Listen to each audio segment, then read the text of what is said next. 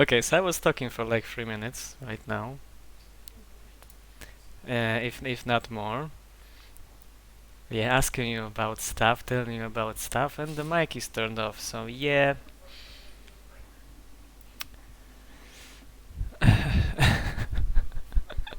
So yeah, that's me.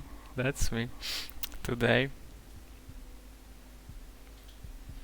F. Yeah. Is that you, Lore Master?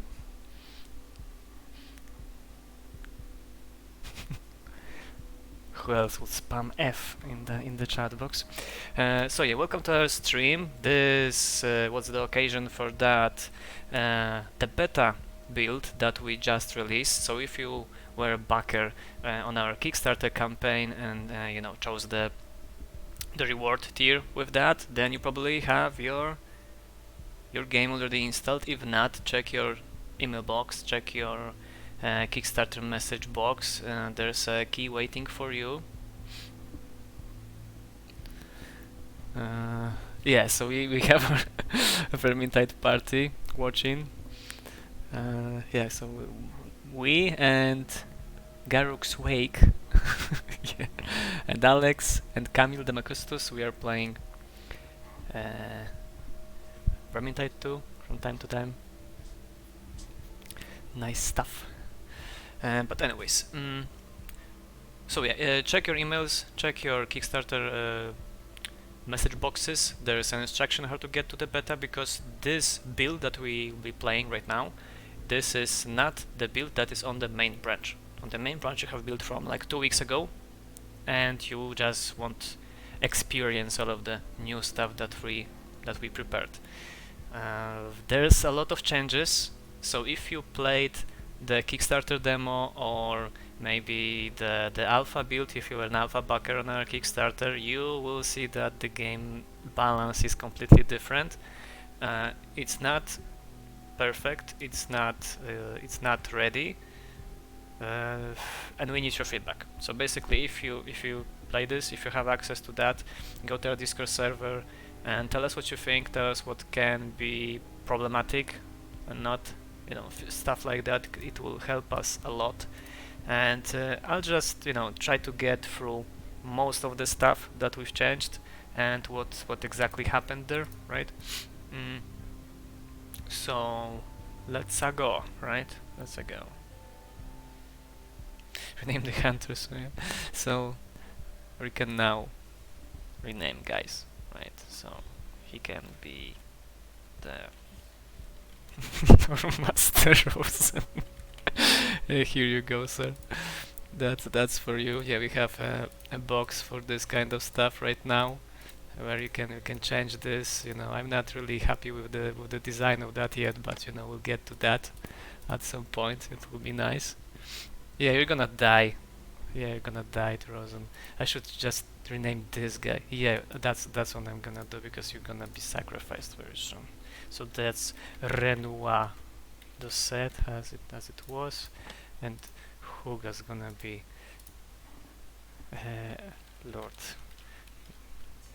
Lord Master Rosen. Fuck. Okay, so here you go. Yeah, be ready to be sacrificed. Okay, so first thing that you notice that changed is that you have way fewer resources, right? It's only 100 gold, 100 food, and because I finally took some time and do like a proper balance for the crafting as well. Let me check if I don't have any. Okay, we cannot go to the crafting yet. Another thing from the balance, we can lock some of the activities and unlock them as we go. So new players that jump in, they wouldn't have to be distracted with all of this stuff and just focus on playing the game and get to know the basic mechanics. So yeah, fewer resources for hunters. I think we used to have 3 only. And weapons. As you can see, we have very few weapons. We don't have any ranged weapons. I'm not super sure about this. I think your view is scanned on all sides a bit, Mike. Yeah, it is. Okay, so wait a second. I think it actually is. And why is that?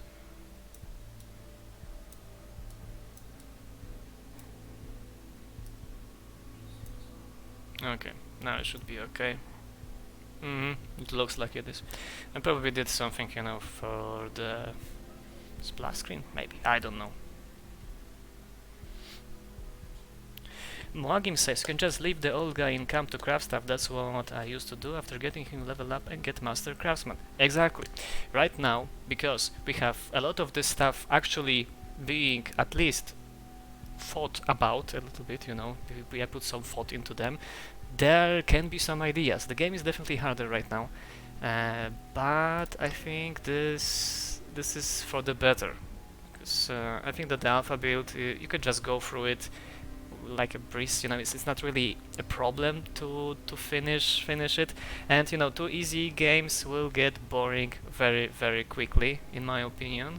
So right now the idea is to use all of the systems as they were intended, and you know, we'll slowly get through everything. I'm just gonna show you what we've added as we play. Right, this is the beginning of the game. Just finished the tutorial with Duke, so we won't have to see this again. Not much has changed in that. We will make it shorter, but you know, it's still in the works. One of the smaller things that I think you will really like is that we have these icons that show the story events. So right before that we only have one type of these icons, only white ones, and you have to guess or remember where is the story mission, how you should progress the game, right? Right now we have these golden ones with this whatever it is on the side, so you know where you need to go to progress the main story. The art style is fantastic. You know, you can thank the lady on the right of me that you can see, but she's there and she did all of this amazing stuff. Well, the map is mine, but you know, the stuff that you actually like is hers. There will be region descriptions here. I'm trying to look because I think I've added some, but I probably didn't save this. But there will be some lore descriptions below these available resources. So you know, something to read in the meantime. Okay, so we can travel. We have a confirmation pop-up. Nothing fancy here, nothing new here. Travel animation as before. Okay, so now I'm gonna go silent. I'm gonna make the sounds a little bit more pronounced because there are some very nice things that we've added. Basically, there is some voice acting, so I'm not gonna say anything, right? I'm gonna turn on my mic so you can listen to yourself.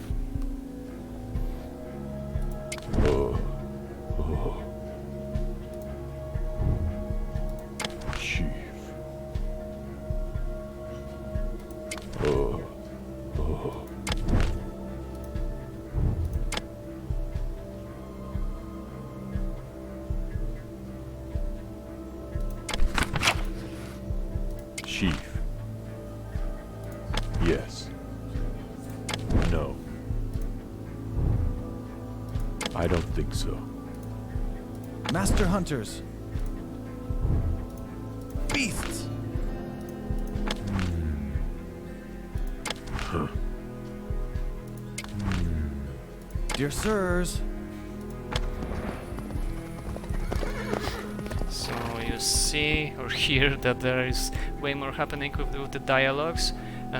All of the dialogues for the main quests are like that right now.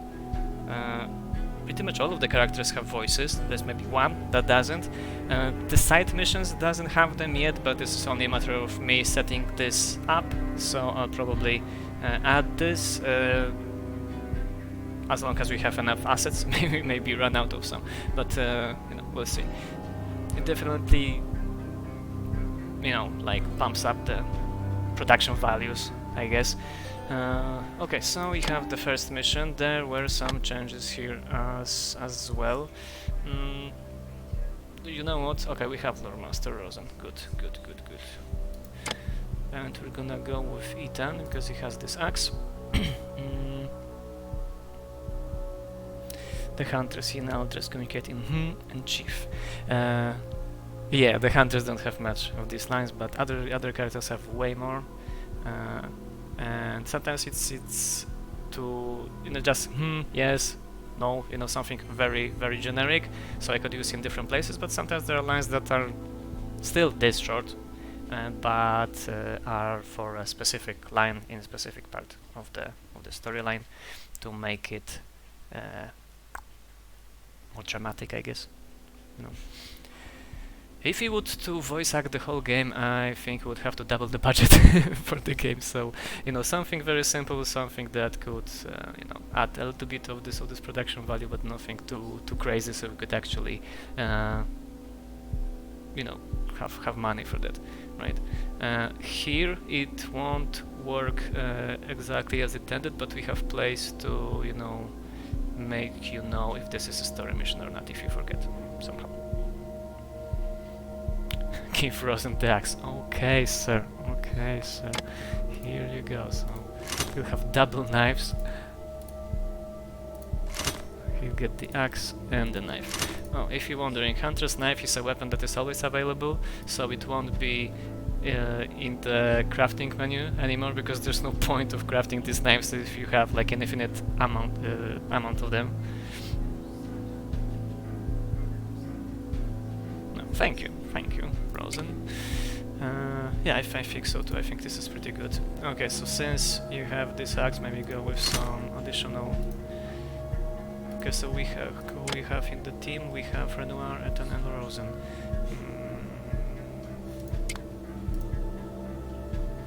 Hunting knives are very useful right now.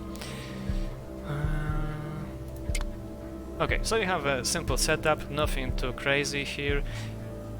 Here are stuff that will change. Right now, you will notice that you will not get food anymore as a mission reward. You have to scavenge this food and you get more blueprints than if you get an item. You get like one item, and you will have to be very careful, because when your hunters die, they will lose all of their equipment when they die on the mission, right? When they die from amok, you'll still get the equipment. Okay, so there are some stuff that has changed. These sound effects will also be set up here, but the most important things first. Blah blah blah blah blah. Probably see this. Nothing new here. We just explained that there are these resistances and how you can bring down stamina. What has changed is that this guy is a young brawler right now. We've created monsters variants right now, and there will be like a weaker variant, normal variant and stronger variant. They will have differences in their stat, but mostly in the resistances. Not that much in the stats as much as in the resistances and how many attacks, different types of attacks they can make. By the way, let me know if this is too loud, because maybe I just turn down the volume a little bit. Alright. Yeah, backstabbing may not work properly right now. The goal is that only small weapons can do the backstab and knock down the enemy. Right now you probably can do this with heavy weapons as well. And right now, if you were wondering why you cannot backstab this guy, it's not that it is bugged, but it's because this guy is searching, because I put this guy here and he can smell you at the start of the turn. This is my bad. I fixed this very fast. So that's why. You can only backstab enemies that are in idling mode. Right, so we can backstab this Shrieker, but we won't be able to backstab this young brawler, just because of the mistake I made when I was building this map. As I said, this is the first iteration. This beta will be updated. Okay, so what else have changed? Some of this, not these ones, but some of the weapons may have different statistics. Like axes now bring down 2 stamina chunks. Yes, only idling enemies and only from behind. That's how it works. Yeah, F for the map issue. Okay, so we don't have any other choice but to bring down his stamina, right, to 0. He has only 4 chunks of stamina. This enemy type is like aggressive but not that resilient, and we have to use this to our advantage somehow. Okay.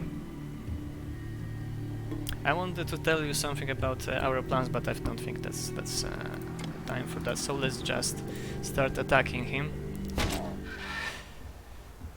Oh, so I brought down. Okay, yes. So I think we have a problem with this. No, that's my stamina. Okay. Yeah, I know what I wanted to tell you about. Right now we hide a lot of these character UIs. That's what I wanted to talk about. Before that, we had everyone, you know, had this UI above their heads, and it gets very, very crowded very quickly. So right now, only the selected hunter will have its UI displayed. I'm still getting used to that. And when you highlight an enemy, you know, it will show his. So you can quickly compare. If you want to see every single, you know, character UI, you can enter the hunter sense and you know, and take a look, right? So that's how it works right now. So yeah, okay. So we bring down the 2 of these chunks, and I think we can just move a little bit to the side to not lose all of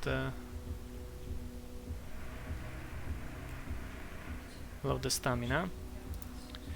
And what I'm gonna do right now is I'm gonna throw immobilized net on this Shrieker so he won't attack me in his turn. And immobilize attacks, immobilize status effect, right, they cannot move. But this is very important, and we will work on these tutorial boxes, so we'll highlight the most important information. Immobilized characters are vulnerable to pierce damage. This is something that people tend to forget, even though it's in the tutorial. That bringing down that the status effects, you know, change the resistances. This is something very important. It will be even more important when we finish the balance finally. Okay, so it's still resistant to slash damage, right? But we can bring down his stamina as the tutorial said, and that's what I'm gonna do. Most of the weapons bring down 1 chunk, 10 stamina, and as you can see, this is this stamina damage icon. 1 chunk equals 10 stamina. Maybe we'll change this a little bit so it only says how many chunks and not how many stamina, because this is not really something that you need to know, right? Okay, so oh fuck, not this enemy, shit, this guy. Okay, so no stamina, he's knocked down, we can banish him.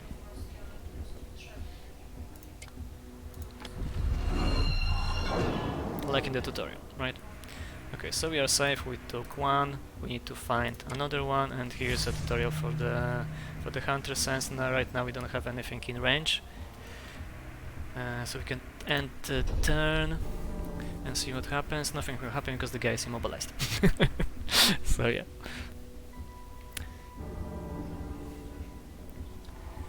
And since we have this corruption mechanic, and there was some discussion on our Discord server about the corruption and how bad it is right now.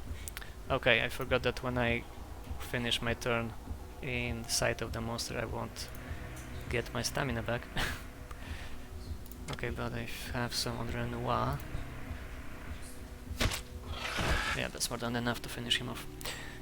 Okay, so let's rest, get our stamina back, and keep forward. If you net a brawler, does it lose its resistance to piercing? Yes, even if someone has a resistance to any damage type, when you put a status effect that will lower the resistance to this damage type, it will lower it whatever. Right? It doesn't matter what was on the original monster. And there will be monsters that I don't know if they are right now, to be honest. There was a lot of stuff to do recently, but in the end there will be monsters that maybe not have that much health or stamina on them, but they will have a lot of these resistances, so we need to bring stuff to put the status effects to bring them down, to actually deal some damage.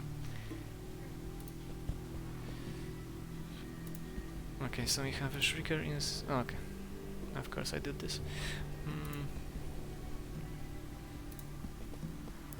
So this is our stamina system in action, right? You can extend your movement range by using this stamina, but right now I lowered the amount you can travel with this extra movement. As you can see right now it's 4 hexes. Before that I think it was 8, so you could easily abuse some of the game systems, and I think we are getting there right now. Okay, so we have sight of the enemies, and we're gonna wait until Ethan will get back on his feet and move Rosen a little bit closer.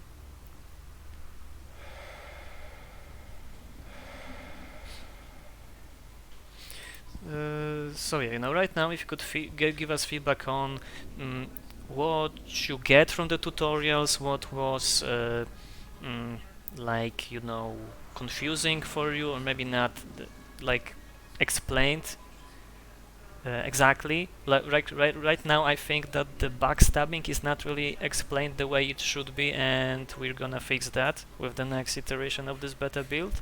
We have an idea for that, but we need to build some additional tools to actually make it happen. But there may be some other stuff that you may find difficult. For us, we've made this so we know how shit works, right? But there's stuff that for you it may be completely different. So let us know. Okay, so this guy is looking here, but we are pretty close. I think I'm gonna use a pebble to make him look the other way. And right now I think pebbles will be way more important than they used to be. Okay, so we are nice and close to our target. So let's wait. You investigate the pebble, nothing will be there, so they start patrolling the area.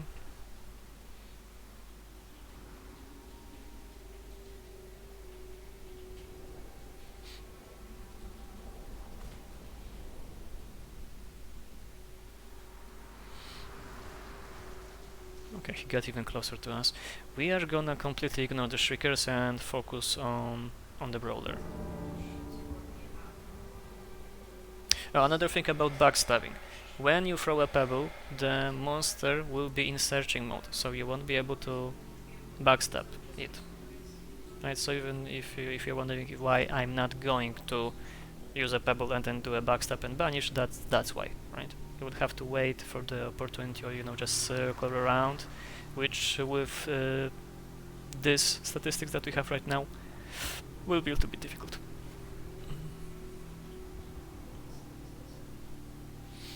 Yeah, the Shriekers are designed to be the monsters that maybe don't do that much damage, but in packs they can bring down your stamina very quickly, and then someone else comes in because they will alarm them and make your life miserable.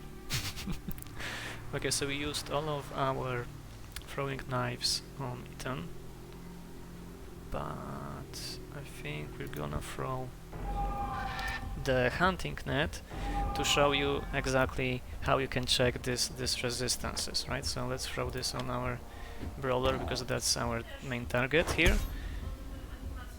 And when you go to this hunter mode, as you can see, Alder is weak, and it's weak against light damage and pierce damage now, and it's still strong against slash.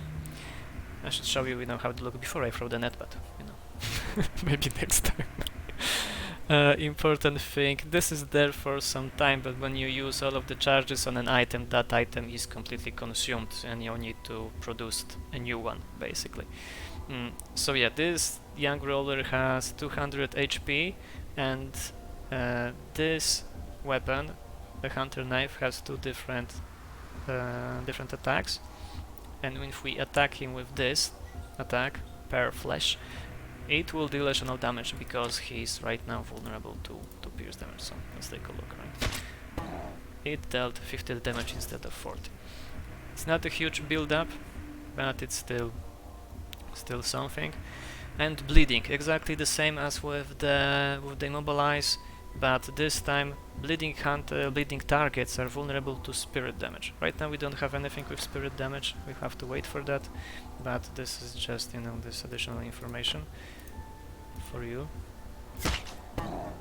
Another thing is that most of the weapons right now will make, even melee weapons will make sounds when used, and so this weapon makes a little bit of sound from the target. So there won't be a situation when this guy is looking that way, you make a backstab and he won't notice. This won't happen anymore. Okay, so he has two stamina chunks left. Okay, I'm gonna attack him maybe with this. No, with this. This will eat less stamina on my hunter.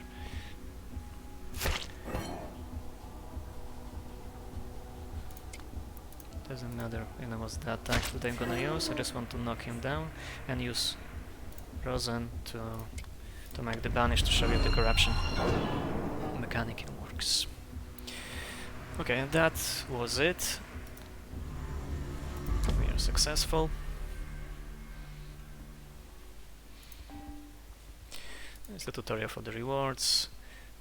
We've added experience to the rewards because sometimes that's the only reward for the mission, and Jana noticed, one of our developers noticed that it looks strange that we have rewards and nothing there, right? So we put this back in, and there's some stuff that we can get. Story missions will grant you with stuff that maybe won't make sense as a reward, but this is a progression, right? So we want you to, at this point in the game, have access to certain stuff, in this case the hunter's pistol and the hunting net, right? So that's how it works. And here's corruption, right? Since Renoir was dealing a lot of damage, his corruption level became rising, and Rosen has now a worrying level of corruption because he already has a quite high corruption in the first place. Oh, and we also added a little bit of these, and these are like these inner thoughts of Chief, our playable character. This is something that Dave Henley on Discord server said that he would like to see more of that, because later in the game there's more of that, and it explains a little bit better the motivation of our character that may be a little bit vague, especially at the very beginning. So I've added quite a few of these. Finally. Oh yeah, Roof is saying something.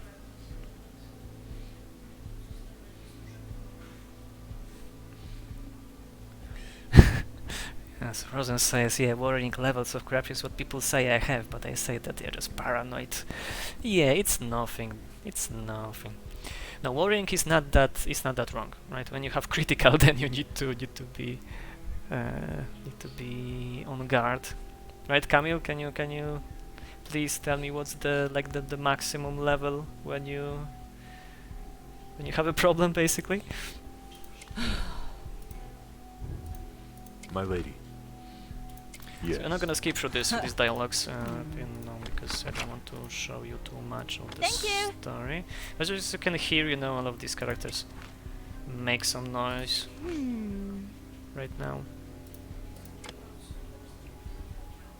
Yeah, so Camille says that dangerous is the level when you need to, seriously consider sacrificing your hunter. So, you know, negligible is basically nothing. Worrying, it's not that bad, but he's probably like capable of taking one more mission, and that's it. Negligible and rising. It's not that bad. You know, it's not that bad. We can still live with that. One small thing that I've changed is that there is no small weapon trait anymore. There used to be, and you decreased your extra movement range. It doesn't make much sense, so I only left the heavy weapon trait, and right now we also will have these traits that are firearms and ammo dependent. Right, so that's what stays. Small weapon will not be a thing. And there is a big change. Okay, so we have a question. When a hunter reaches warring's levels, he starts talking to his shoes. Throw him into the tree. Okay, so it wasn't a question.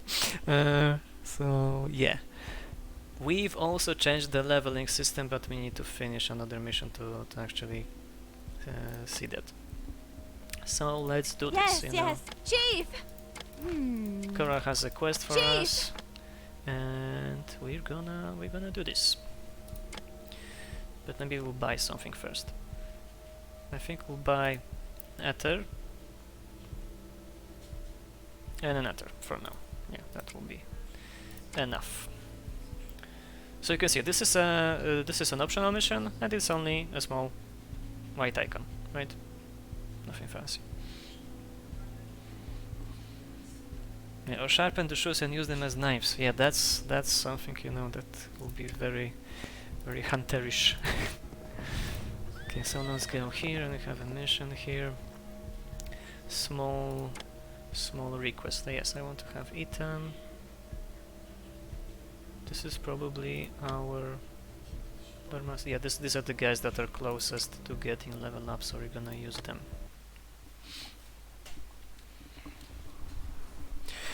Anyhow, for some reason in not-alpha build you can read item descriptions, in these versions you can't.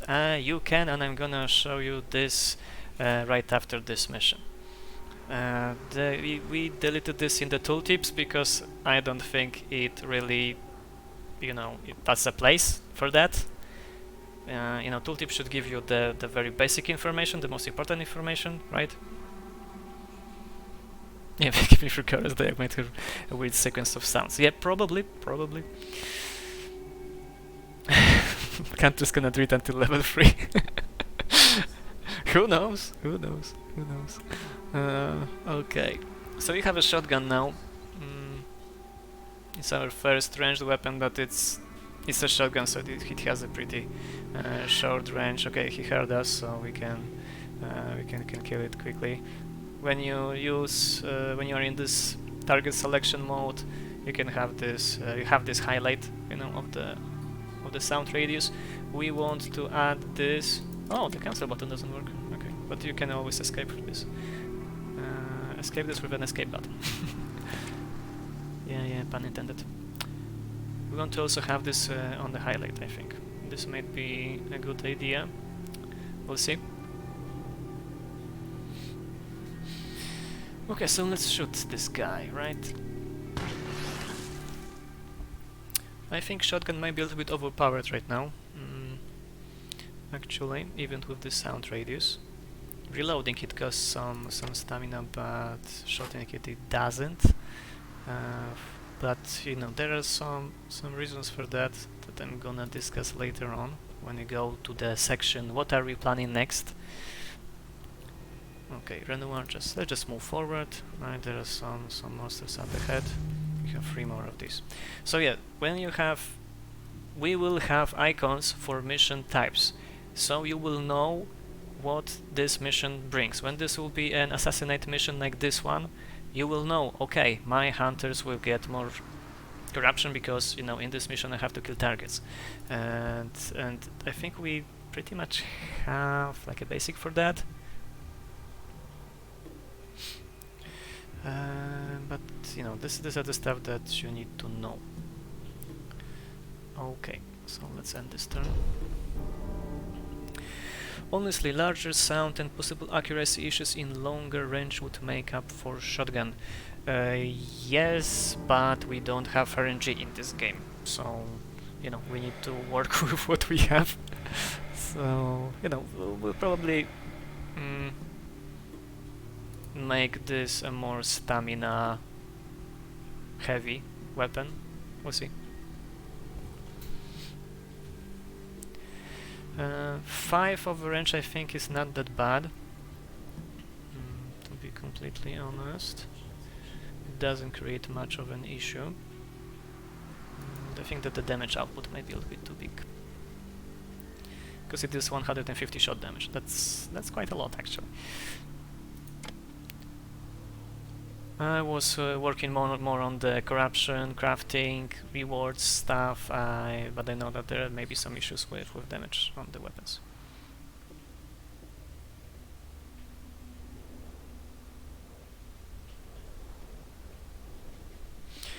So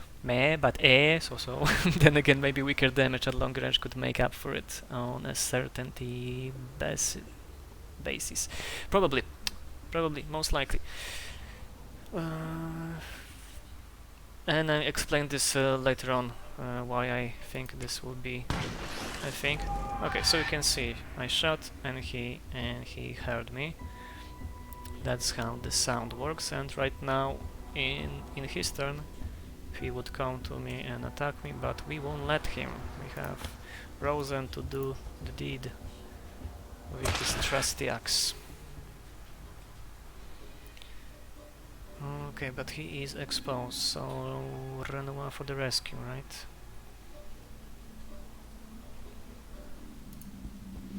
So I can move up,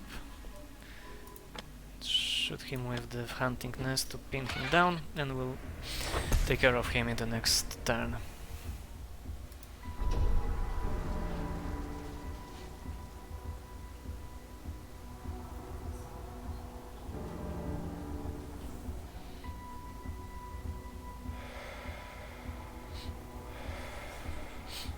When you leave your hunter in the sight of an enemy, he won't regain his stamina. That's how it works.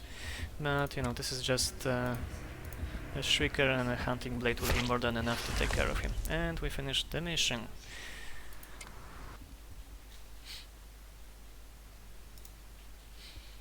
Yeah, so we have level ups available for all of these guys.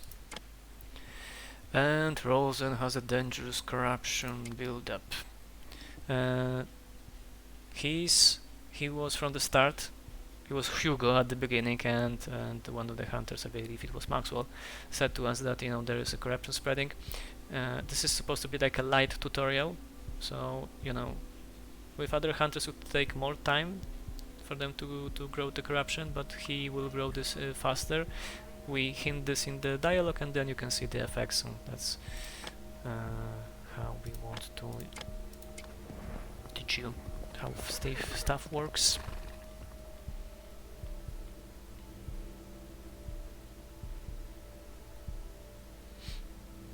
Zarina asks, will the turn announcement stay as it is now, or have you thought about changing it to Hunter's turn and the player's turn? That's actually a good notice, good feedback.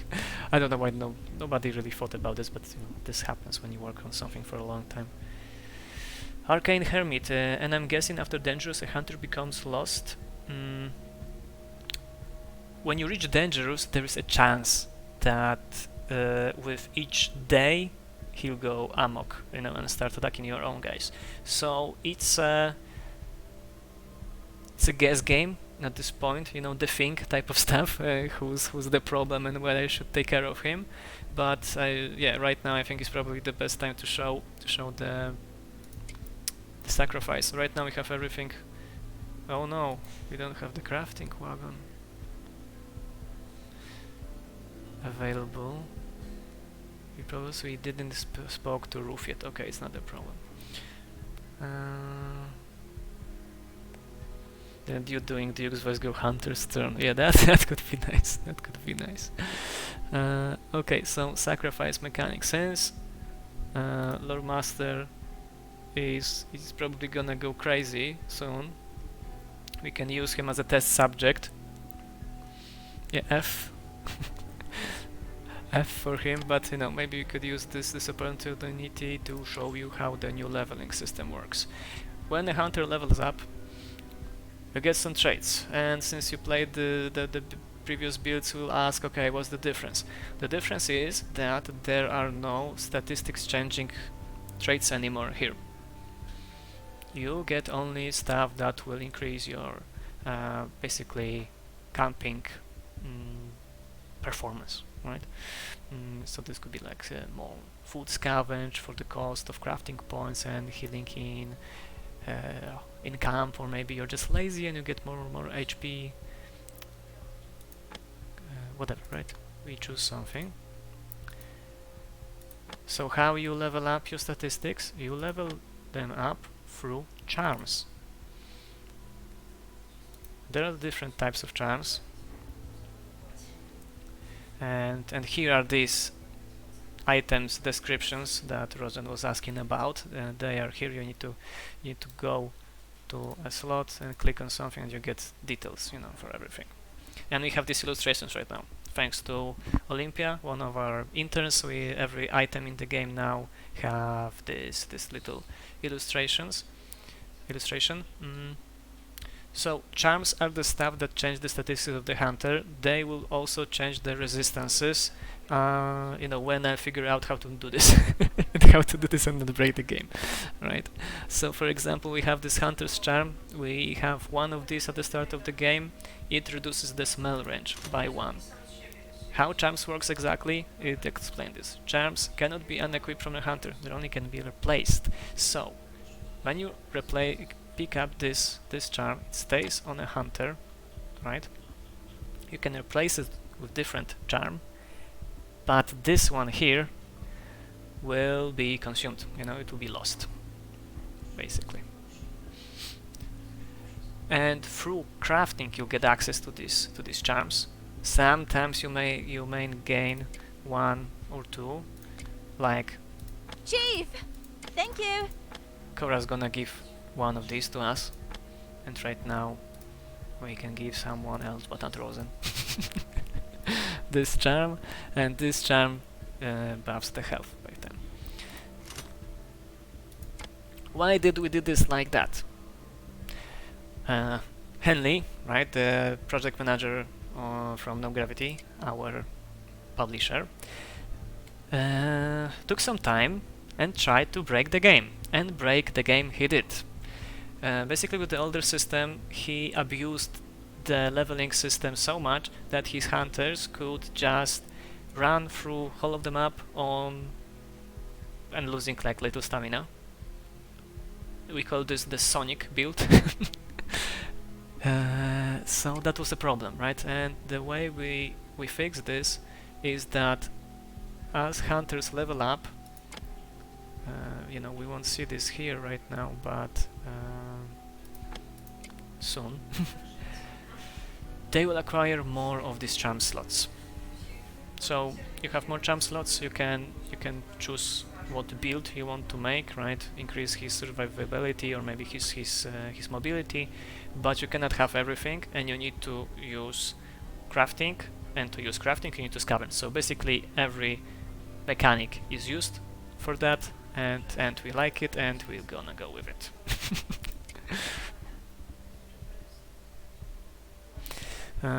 So yeah, that's that, and we were supposed to show you the sacrifice. Okay, so probably the best way to show this would be to give some XP to Maxwell. Okay.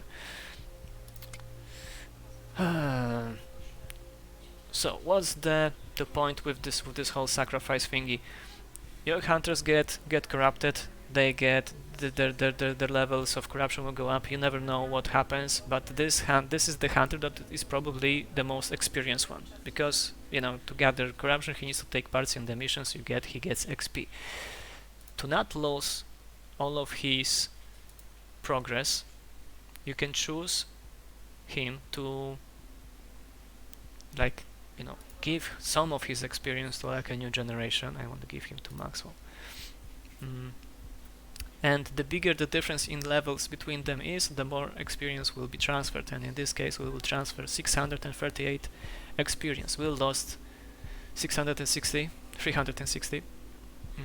But you know, this is still something, right? And we can commence the sacrifice, right? We need a new animation for that, you know. The art is really good, but you know, there is no animation. Yeah, so Maxwell got bolstered, and he is very close to the level up, right? So that's how you can not lose all of your progress, basically, right? In games like XCOM, for example, you could get when you elite dies, there is a problem, right? And we wanted to avoid this. So if you have a hunter that, you know, gets used a little bit, like he hunted for too long, there was this was an idea that we wanted to have for a long time, right? That this contact with darkness, it affects them, right? And it makes them what makes them good in hunting makes them also vulnerable to this darkness influence. And that's how we did this, and we have this sacrifice mechanics, so you wouldn't have to start over again and again. Yeah, Dark Fantasy Arcane Hermit for you, yes. And we have here the recruitment, and as you can see, sometimes these guys can come out with cool equipment, like this guy has a heavy bore pistol.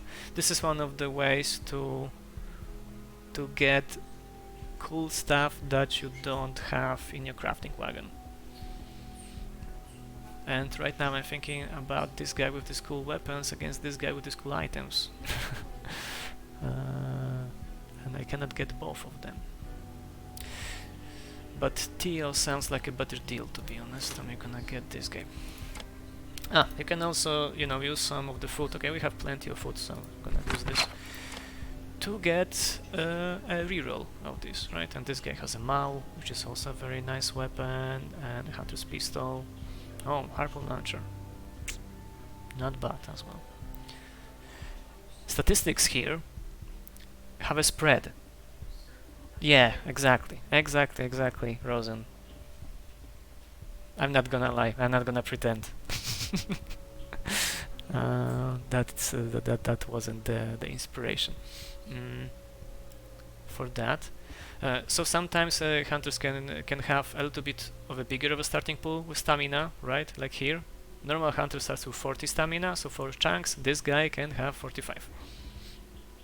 So you know. You can. The generation is kind of nice. I really like this. We also made a little bit of a change here. Right now you can see how much health they have, and you know, you can see their avatar, so you know who you are sending, right, to the base. This is a way of dismissing hunters, and you can always pick them up when you go to the crown. I added this information because I think some people were kind of confused what the base is and where the base is. And we've also added this little thing, like a tooltip. Okay, okay, it's the tooltip is there, but you know, this is above this and it covers that. I need to take care of that at some point. But basically, if you hover on this icon, believe me that there is a tooltip explaining that, you know, this is a base and this is where you can pick up your hunters. You have to believe me. Okay, so let's push the story a little bit forward and let's see if I haven't that is true.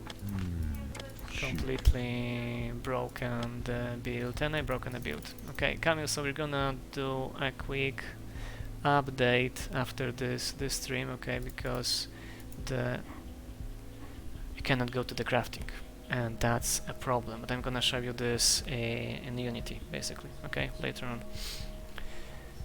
Because we can, as I said, we can unlock activities, but I know something went wrong, and the crafting wagon is not available right now. It didn't unlock for whatever reason. But don't worry, I'm gonna show this to you. So again, right, we have a event that is a story mission, and we can go there. This stuff, right? We can go to different places, and these icons will show us how many resources are in these different places.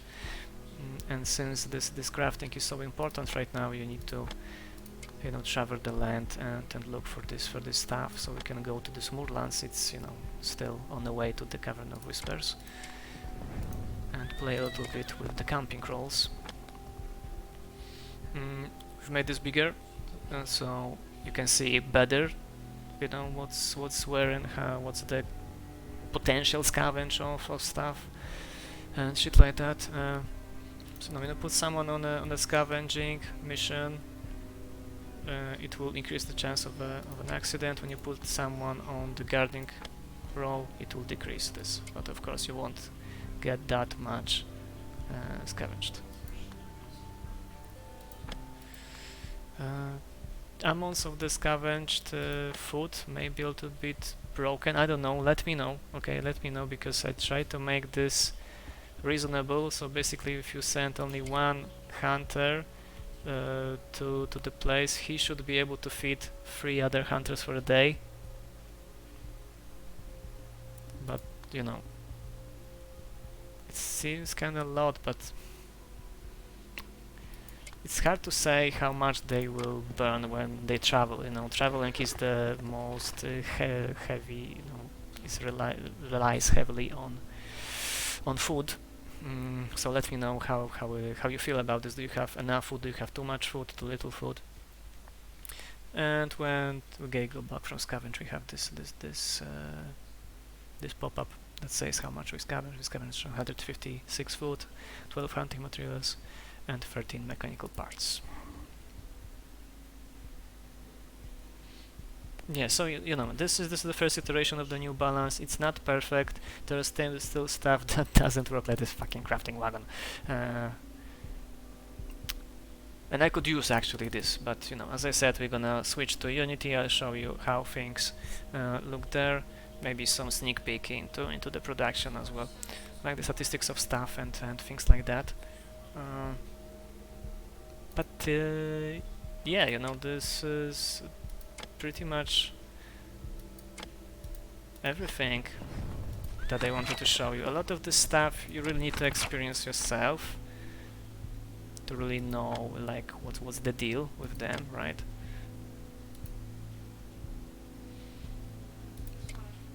And we'll work this through together. Yeah, Arcane Hermit, exactly. It's like basically you need to play more. I need to play more as well, because there's a lot of other stuff, and this is all theory right now, and we'll see in practice how this will work.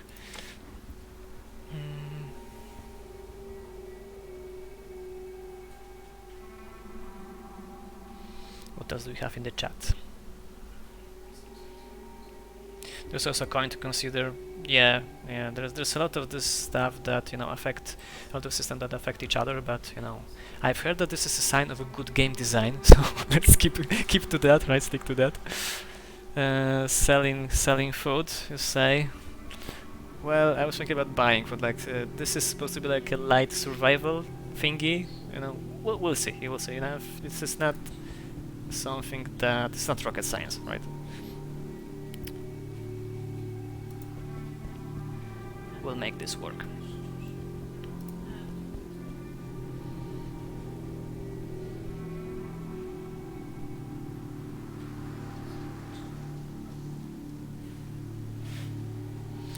Eating instead of sacred will be helpful for emergency situations and possible risk of corruption. Eating your own? Oh man, that's something. That's something. Okay, here's an example of a magic item. Gonna move a little bit further so you can see this a little bit better. So we have magic. This usually gives you more less common damage types, right? Like this is low tier magic item. It deals curse damage, and oh, that's not the stuff that should happen there. It's not the particle system that should spawn. We have a very cool particle system for that. I don't know why it spawned there. That magic, yeah, it's not snort.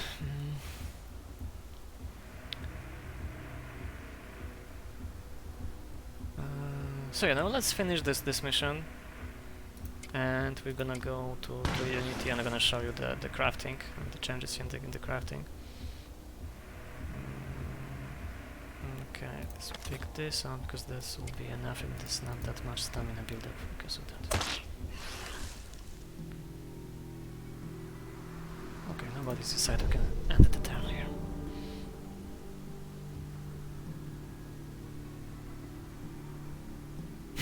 Don't Theo, you will get corruption. Theo is you know, fresh, you know. He can get a bit corrupted. I'm not gonna play like super careful here or anything like that, right? You can play along. Oh, I also took some time and noticed that some of the cover doesn't really give you cover, so it's fixed. So if you in previous builds you had a strange situation of monsters seeing you even if they shouldn't, then yeah, it's probably fixed now.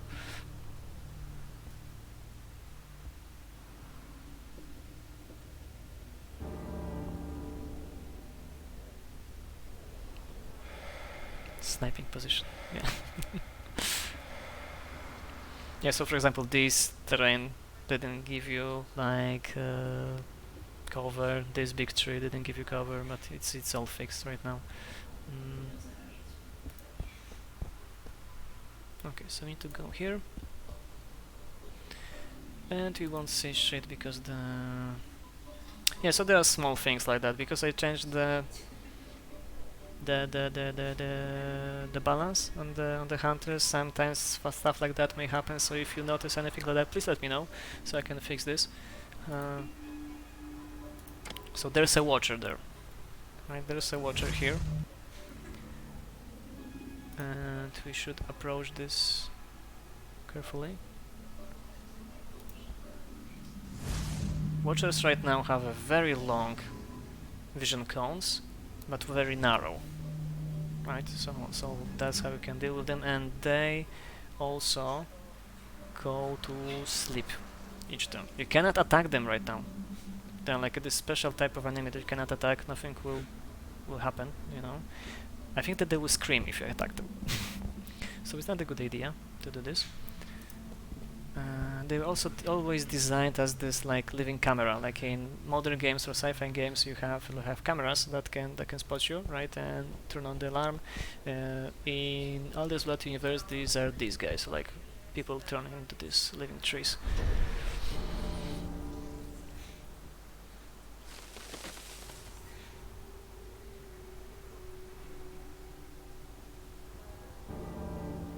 They could be chopped down for wood. Yeah, bleeding wood. Can watchers smell you? No.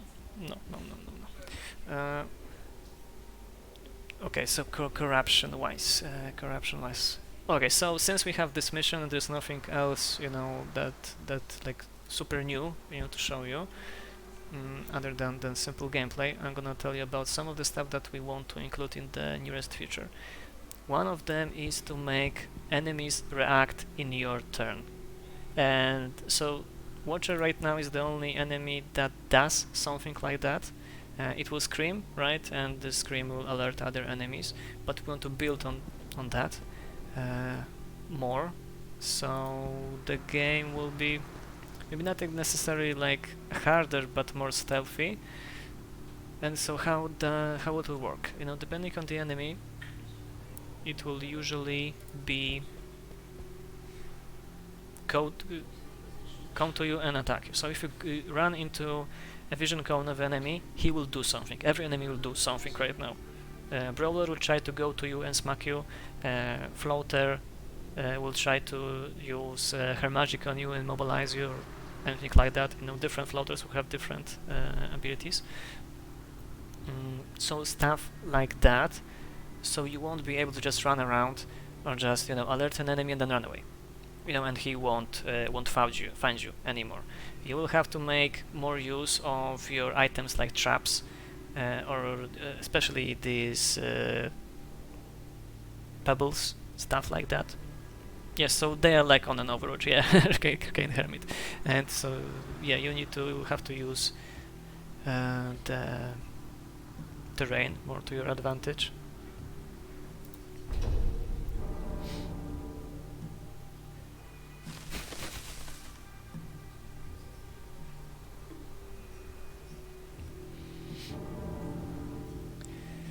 So this is one of these things that you want to add that will probably change the balance a lot. So these reactions to hunters. And what else? There was another thing that we want to add as well. These reactions. And Camille, could you help me? Because there was that and there was something else. And I know that the sound mechanic and the pebble mechanic will be merged together. So right now when you make sound with something, the monster will be alerted, but he won't do anything, right? He will have to wait for his turn to, you know, go there, and you probably won't be there anymore, right? You probably move over, he will scan the area, nothing happened, okay, go away. We want to change this, so okay, so there's another watcher that I wasn't aware of. So yeah, vision is probably one of these stats that will need to be worked on a little bit, because right now monsters can see me that I cannot, and I cannot see them. Right, so flickering here.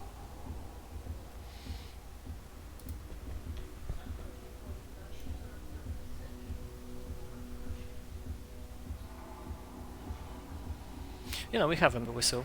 We can use a whistle.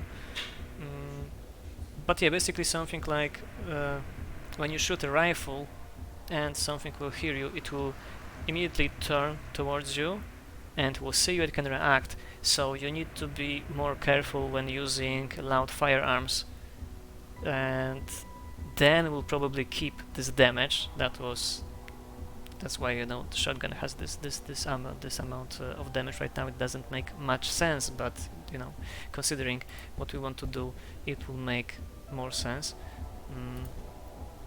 later on. But we need to build these new mechanics. Okay, let's hope that we will be safe here. We won't be safe here because the watcher sees us.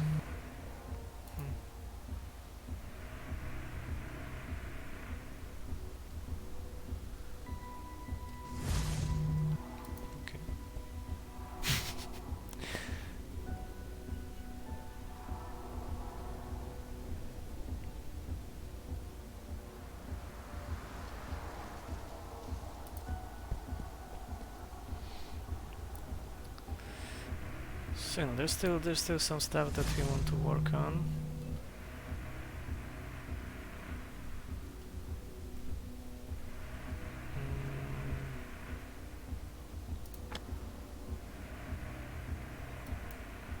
Just distract them a bit so they will focus on the pebble and not on our hunters.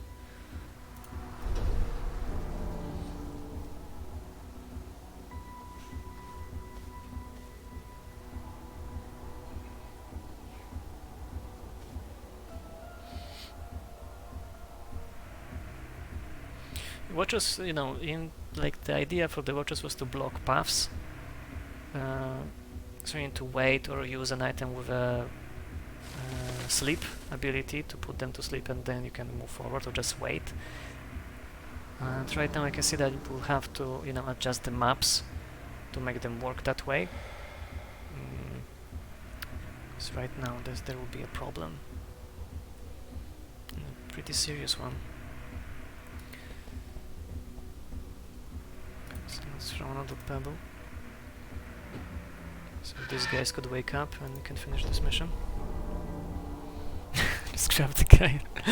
Yeah, it's not the XCOM, unfortunately.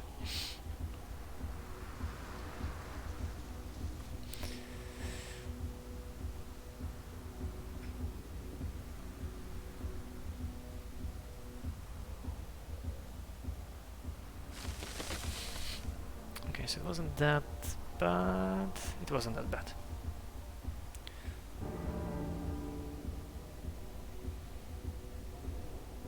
Okay. Then I've also added this circle, so you know exactly when you need to stand when you are to extract with your hunters. Now scream all you want. Doesn't make any difference.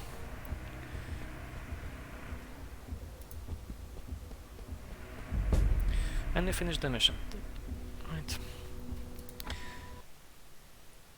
So this is one of those examples when you don't have to kill anything, right, to finish it.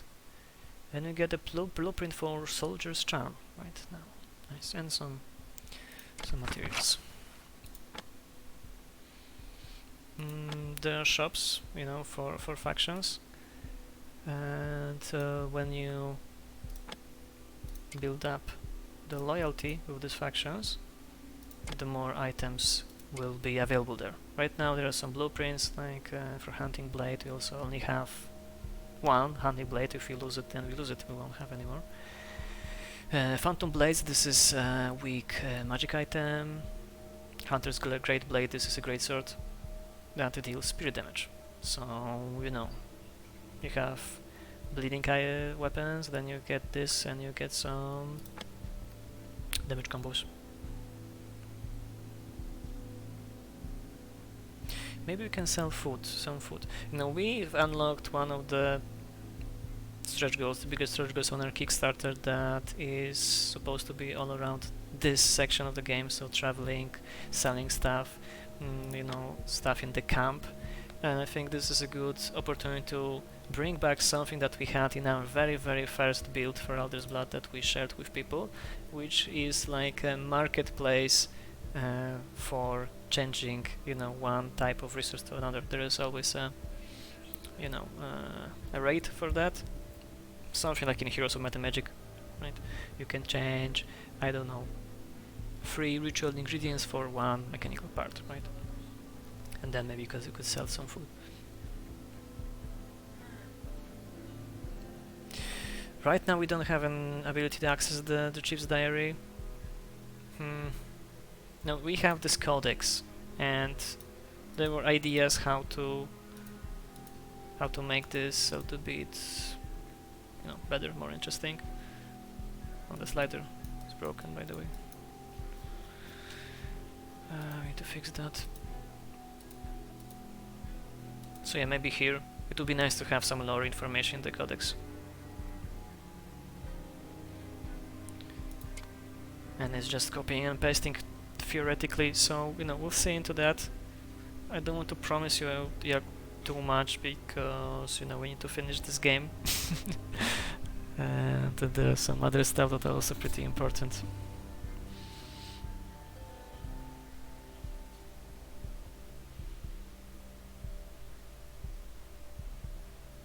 Probably make it under log number, something with some being named, even the key act. You know, we have the mechanic to unlock events. I don't want to promise you too much, because to be honest, I don't even have like a solid idea how to make this. Okay, so I wanted to show you this crafting mechanic. Oh shit, not this one, this one. Very quickly, and maybe I can quickly fix this and we can make a new build, and Kamil can upload the patch for that. Because, you know, crafting is quite a big thing right now, and if you won't have access to that, then there's, you know, there's no point of playing this too much, to be completely honest.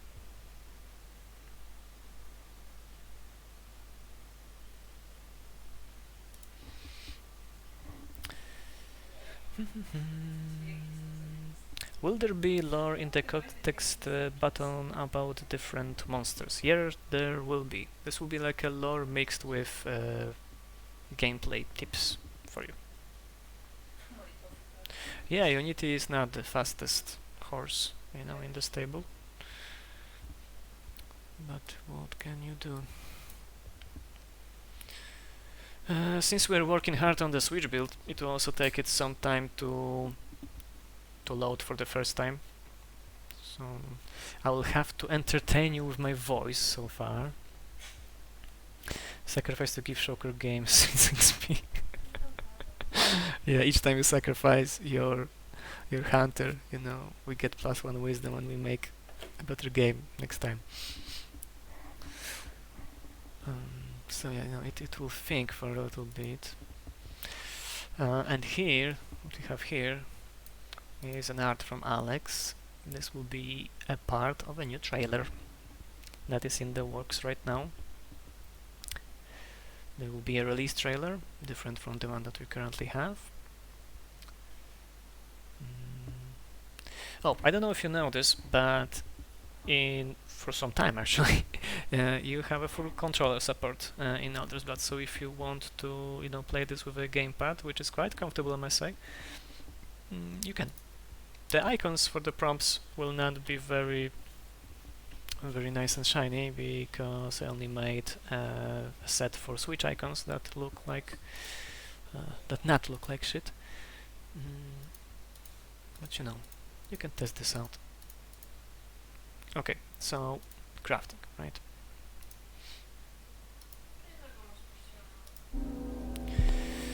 So you have tutorial. Okay, and we don't have anything here, so let me quickly fix that.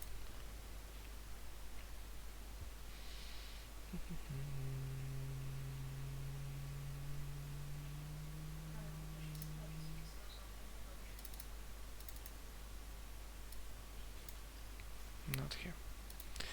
Sorry about that. I thought that everything was working just fine. Don't know what happened. It's kind of embarrassing. Okay, so I'm gonna throw everything here, and now when you play this,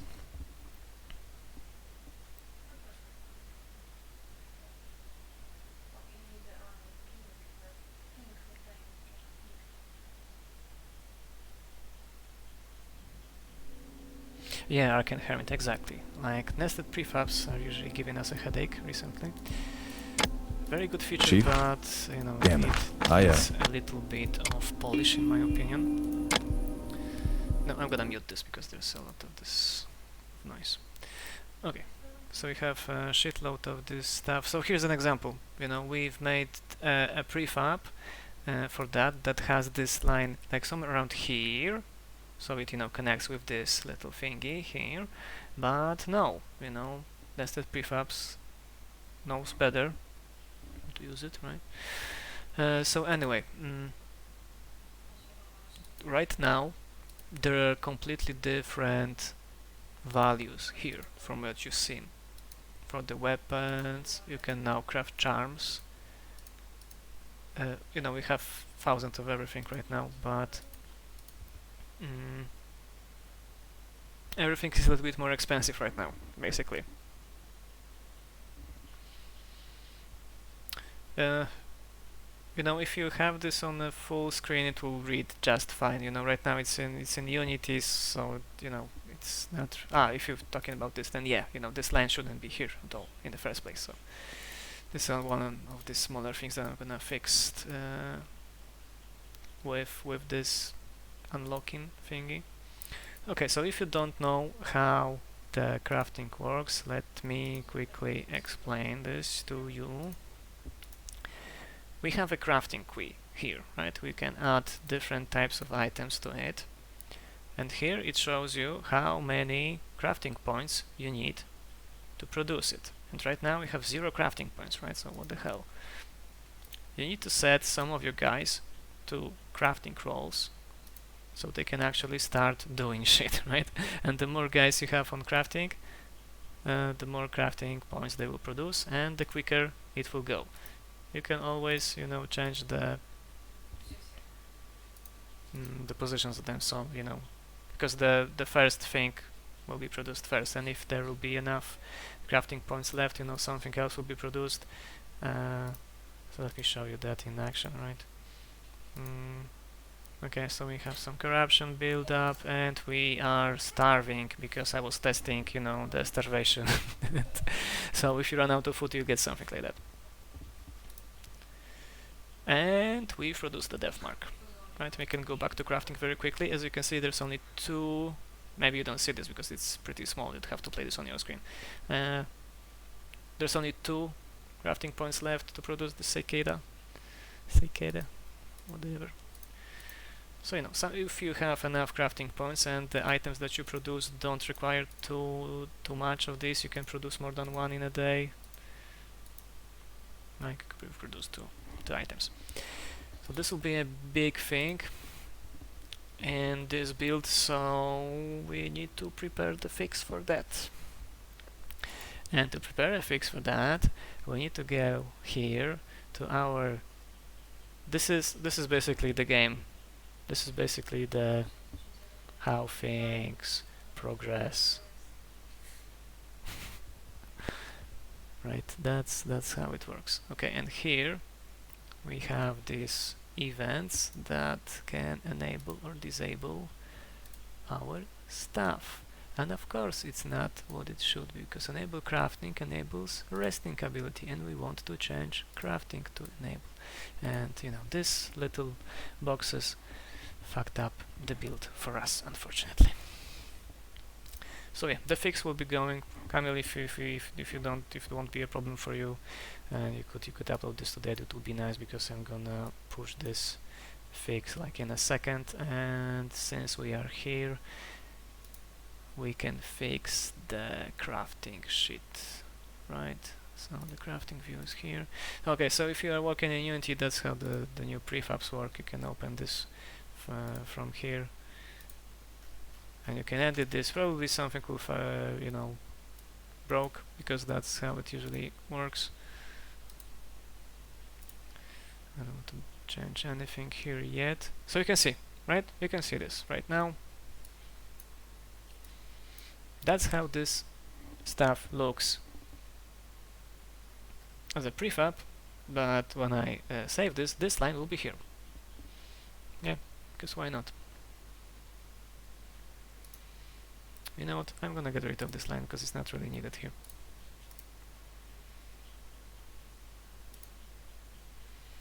And hopefully it will. Ah, so Camille broke the project. Okay, so I can, build it for you here, send you the zip file, and you can work this way. So let's quickly see if we fix this line. Yeah, we did. I'm gonna work on this design a little bit more, because it's not really I would like it to be. I still will have to have some lines that would separate, one list item from another.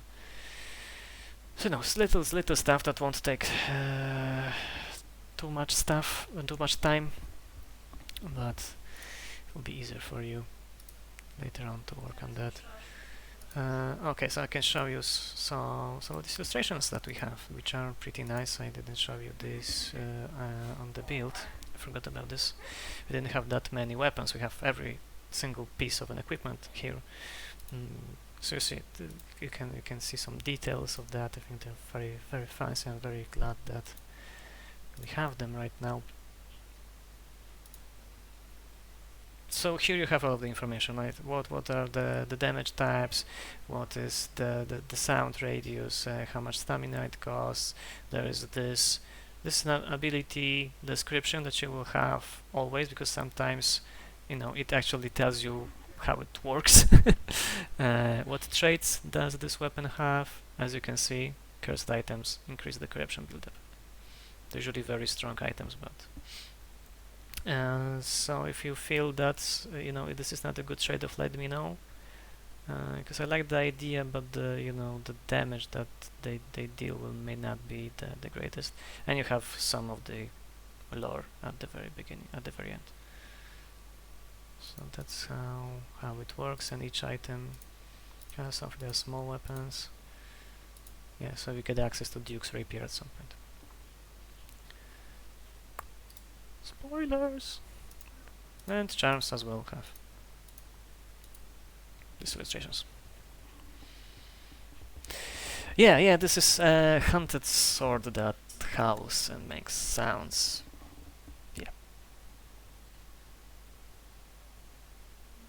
Yeah, Arcane that's the idea to have a pretty OP items that basically corrupt your hunter very quickly, right?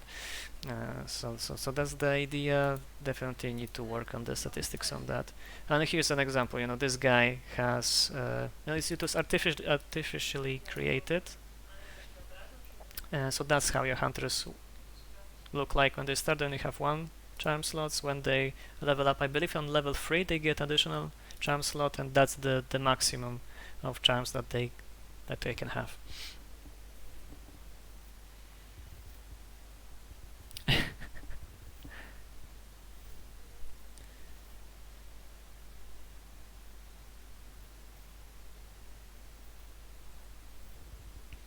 Counting swords sounds like a great style fight. Uh, yeah, it was supposed to be, this like high damage output for high risk output, right? You get something for something. It won't be like a huge like radius, probably something like this hunter's rifle, which has the range sound radius of 5. It used to have 7. I think we'll go back to 7 if we get to work a little bit better. I wanted to have like a streamlined ranges of the sounds, so you know what can you expect. Like you have 10, you have 5, and you have 3 for the melee weapons. Like anything that's a heavy weapon, like this one, it will probably have 3.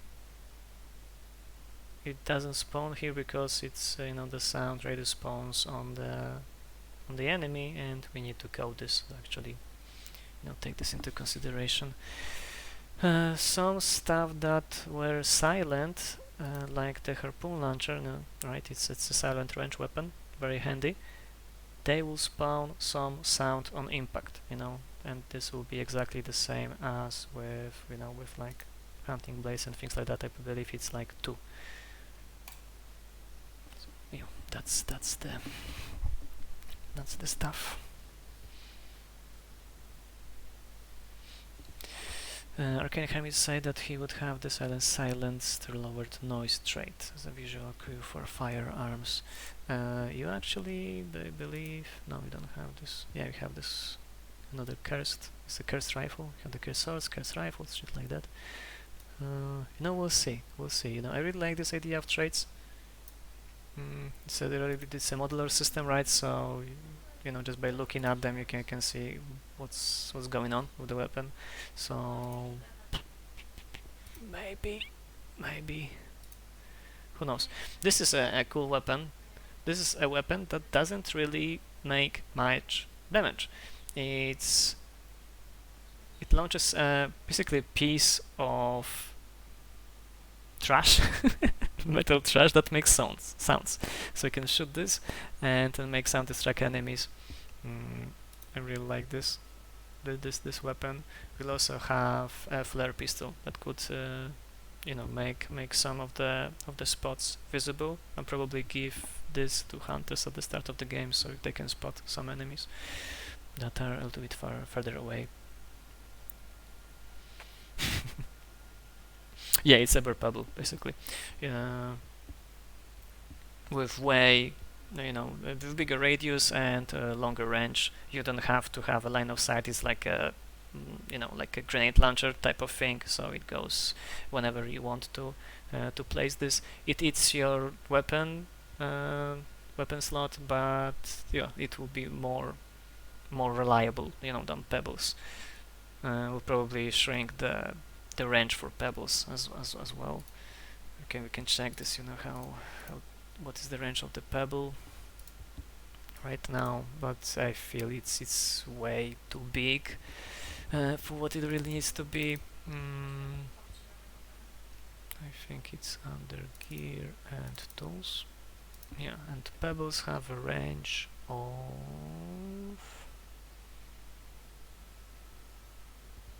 that's pellet, not pebble. Testability. Testability. Where's Pebble?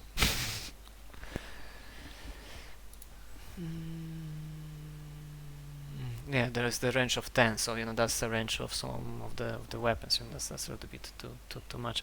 So if you have access to that, play this as much as you can. Give us all of the ideas, because sometimes I look at some of that. I can tell you, like right now on the stream, but there's some a lot of other stuff happens I need to take care of, and I just forget. That's the problem. When you have a lot of on your head, that you start to forget about stuff. So when you write this down in our Discord server under your ideas or whatever discussion, general feedback, this will help me a lot. This will definitely help me a lot. Okay, guys. So I think that's all for today. I'm gonna make a new build right now, and make a patch so you could actually craft. And there's also one small thing that I've noticed there that I want to fix. And that's it for today. So if you have any questions, this is a good time to ask them. And there is one last thing that I want to tell you, if you haven't already, or haven't told your friends, right? Please, I cannot stress this enough how very important it is to us. Add Alder's Blood to your wishlist, right? Ask your friends to add Alder's Blood to your wishlist. Right now Steam is not very friendly to indie developers. It's a struggle, to do something there to basically sell, games on Steam. And this is one of these things that helps us. That helps anybody that wants to do anything on Steam. The more wishlists we have, unless you go Epic Games Devil, no, no way.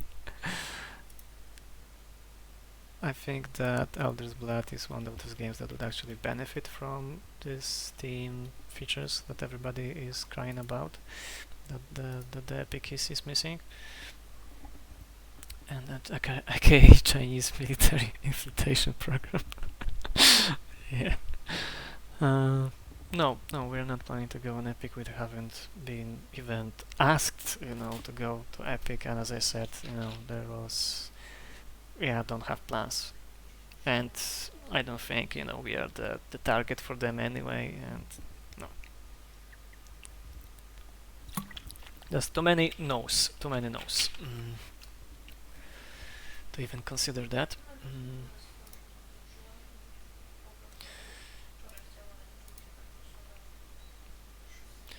Okay, guys, so any questions? They did grab Phoenix Point. Phoenix Point was nice and shiny, right? It had good 3D graphics, stuff like that. So maybe it was a better fit for them. That's, I think, what they do. They grab something that's how to call this, like high quality indie, like this AAA indie type of things. That I think is something that they want to have in their library. So, well,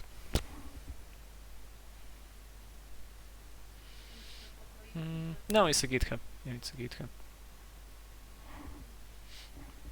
Client is Sorcery, which is okay, I guess. It could be better. Bitbucket is not the same. GitHub doesn't have Bitbucket. It's not the same company. Can have both.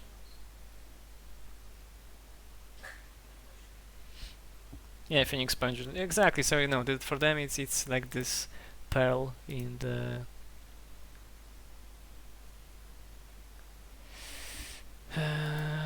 crown, right? So you have this, I think, not the best looking chance to take a look at the process of development. Okay, is that all? You were supposed to fix the crafting, the blueprint list item. Yeah, and I also fixed this small thing. Small things. Enable crafting ability.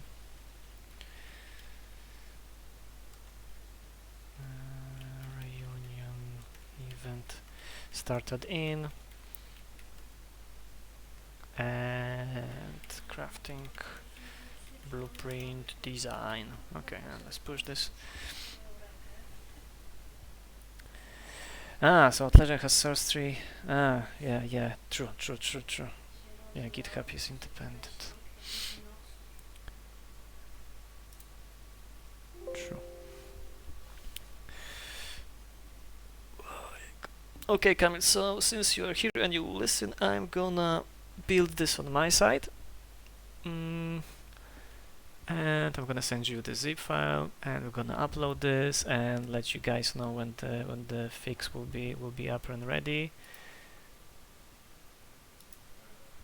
There's if you're working in Unity, there's this sneak peek at the great thing called addressables. We had to build this for the Switch. We just had to have them for Switch.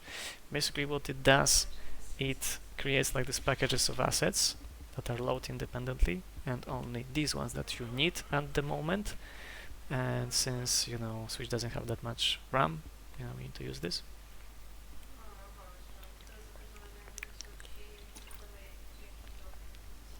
Oh, so Kamil needs to rebuild his library, and for you that don't know, it usually takes like 2 hours to do so. Yeah, so I'm gonna build this, send this to Kamil. We're gonna patch the build for you, and then you can tell me how much broken it is. So yeah, we're gonna do this big update that I was talking about with these reactions and this measure of sound and Pebble. Maybe next week. Let's see, because we have an Independence Day in Poland on Monday. But yeah, maybe next week, maybe for the next weekend you'll get an updated beta. That's my plan. We'll see. Can't play it away on the Switch. Personally, I think that it's actually more comfortable to play it on Switch. It looks great. I'm not gonna be very modest, but yeah, it looks really nice. It fits, the platform very well. Of course, PC is the standard platform for it's a tactical game in the end. But yeah, for you that own Switch, get the Switch version. Like, yeah, seriously, if you like to play in handheld, then yeah, it's nice. I really like this. Other Kamil that was working, not the Kamil that is with us, not Democustus, but the other one, spent a lot of time, a lot of effort on the Switch build, and it works nicely. The loading times are not too long. It looks good. We didn't sacrifice too much to make it work there.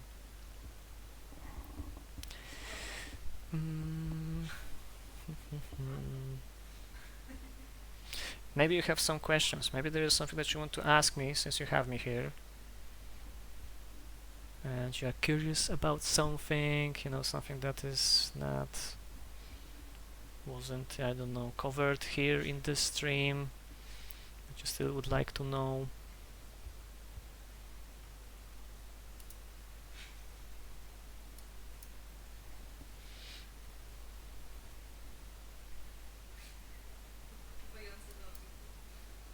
Maybe you want to watch some 9gag with me.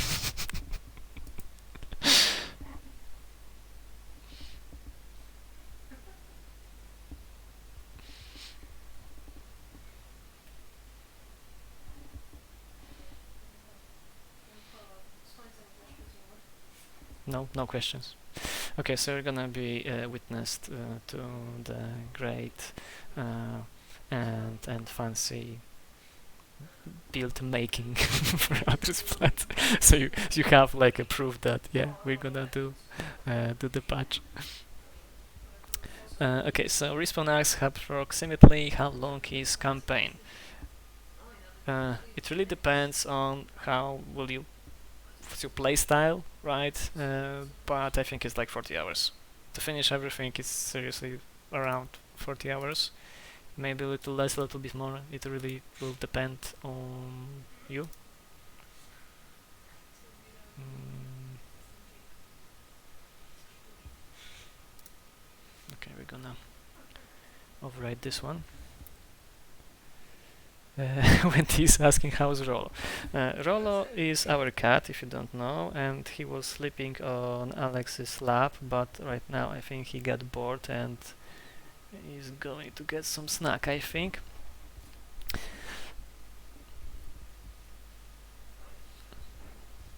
So yeah, he's good. Alex's mother, got to visit us, so he had some adrenaline rush. Someone new got to visit. He likes visitors. I just ate a chocolate yogurt called Rolo, so it reminded me of him. Yeah. Okay, another question. Are there Easter eggs or like collectibles and such in game to find?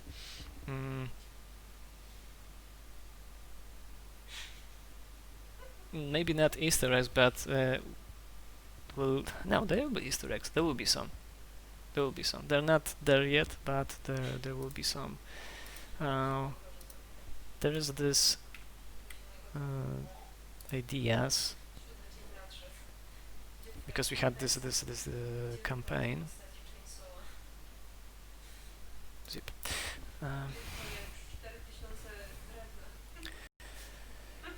Okay, I got to focus on this making the zip file. So again, this Easter eggs.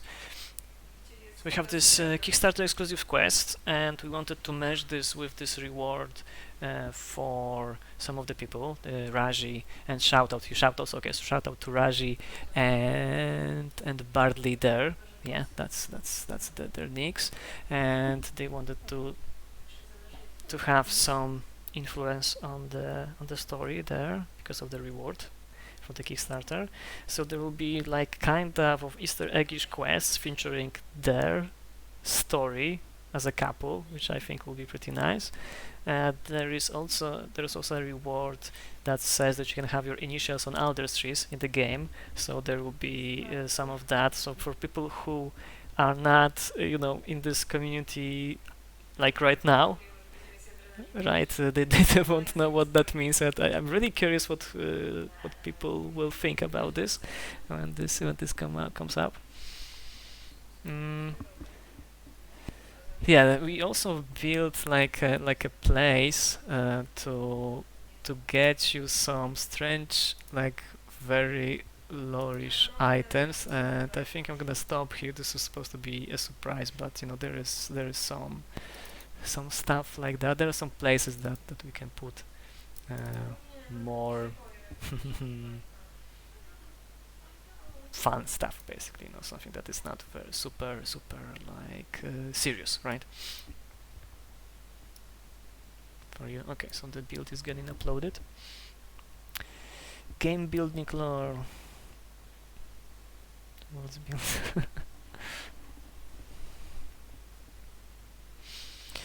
There will be expansions, hopefully, and there will be some smaller events that we want to add that will take place in the camp. This is part of the expansion that you unlocked in the Kickstarter.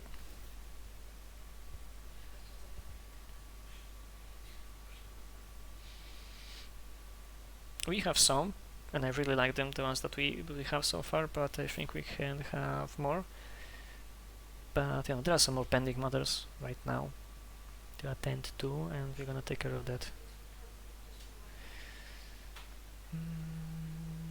So yeah, basically want to close the build like soon, you know, and because you know there's this Switch, you know, Nintendo has a pretty long certification process, and we need to take care of that as soon as possible.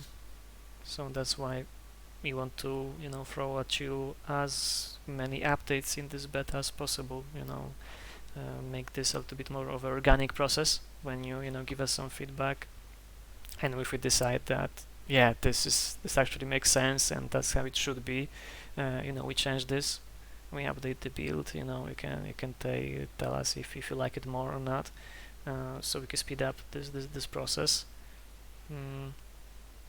Because we want to release the game in January. I don't know if we will, and that's only because of Switch.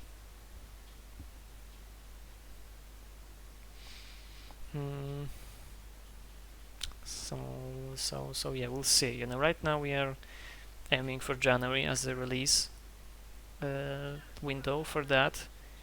And I just want you to know, if you're a Kickstarter backer, whatever happens, you get the game on January, right?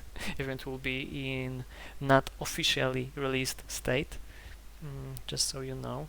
Yeah, so you see, right? We have November. The release date is on January. I need to finish the game right now, right? This is some like game development trivia for you, some less known facts. And if you would do like a physical release, it will be even longer. You would have to have like a build basically almost half a year before the actual release to make a physical copy ready. That's how it looks with AAAs, for example. So if you are wondering why there are day one patches, that's why. That's why. Because you need to have a game ready way before your release date, even when you're doing a digital release.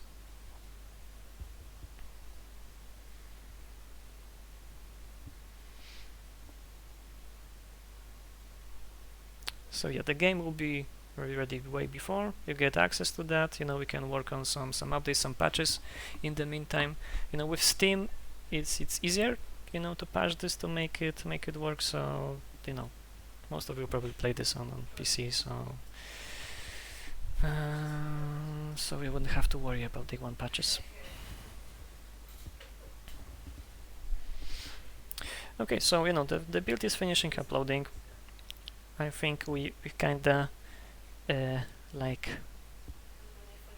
used all of the subjects, right, to talk about.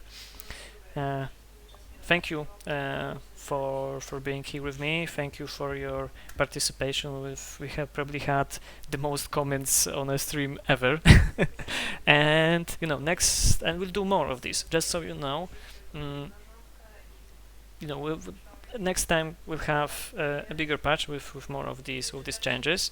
I'm gonna do another session. You know, we can discuss this. So you know, already feel free. You know, feel invited, right? And please, you know, give us some feedback. And that's how we're gonna do probably till the release, right? Since we have like a wider audience, right? More people can play this right now and then share their feedback. We can probably together build just a better game, basically, right? So Respawn asks, will there be a collector's physical copy I can buy? Definitely not on the release date. There was a plan to do this. I don't know if it will work. So you know, if there will be something like that available, well, you'll know because we'll let everybody know. Usually, how it goes is that when the game sells, then you make a physical release. You know, a collector's edition. That's how it's usually done. That's what Devolver does. That's what a lot of games that were on the market did, and that's probably what we'll do as well. You know, if the game will sell, if it will be a good release, then we'll probably do this that way. But before that, this is it's not easy to do this. This is quite expensive. to do. So for now, I guess the answer is no. Maybe in the future. Okay, Camille, you have your link to the build, so you can upload this. It will be a better one. Some small fixes here and there, and then we'll work on the balance, right? Okay, guys. So thanks again for staying by. We'll notify you when the new stream will pop up. There will be some devlogs incoming, you know, to read and take a look at some of the stuff. There will be some shoutouts to people who make sounds and other audio assets. You know, so if you make something, or you know someone that makes something, you can point them to these people if you like their work. And yeah, you know, we are always on the Discord channel. If you want to ask about something, put some feedback, or just you know, bullshit around. We play some games if you want to join us. We play Monster Hunter on PS4. We play Vermintide with Rosen on PC. You know, there was plans to play some Destiny 2 in a bigger group. And you know, if you have any ideas, you know, what we could play together, then let us know. It is fun to, you know, play with the community. So yeah, that's all from me. Now follow us on social media, wishlist the game, that's the most important thing. Make your friends wishlist the game, and see you in the next one. Bye bye.